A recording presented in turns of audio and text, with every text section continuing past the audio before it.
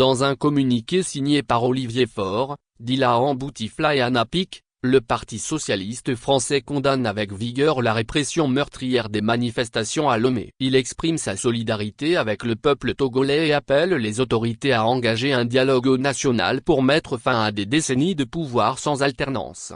Togo, le Parti socialiste condamne les violences et appelle au dialogue. Jeudi 3 juillet. Olivier Faure, premier secrétaire du Parti socialiste. Dylan Bouteflika, secrétaire national aux relations internationales. Anna Pic, député de la Manche. Le Parti socialiste condamne fermement la répression violente des manifestations qui se sont tenues à Lomé le week-end dernier et qui ont coûté la vie à au moins 7 manifestants, sans compter les nombreux blessés, victimes des violences des forces de l'ordre et des milices ayant clairement pour consigne de provoquer la terreur. Au Togo, comme dans l'ensemble de la sous-région ouest africaine, il est temps que cessent les atteintes graves aux libertés publiques et au droit à manifester pacifiquement. La régulation des conflits sociaux et politiques doit se faire dans le respect des droits humains et du droit international. Nous nous tenons aux côtés du peuple togolais, solidaire de son aspiration à la liberté, à la prospérité, à un état de droit respectueux de tous et surtout à une alternance politique, après plus de 4 décennies d'un monopole du pouvoir aux mains d'une frange étroite de la population.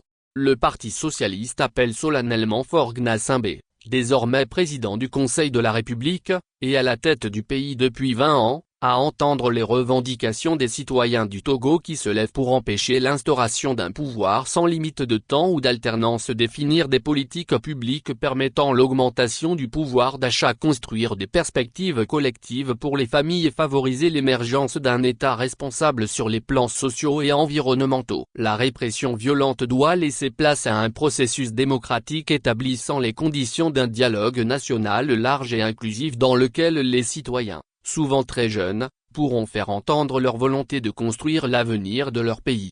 Actualité feature pays politique société Togo.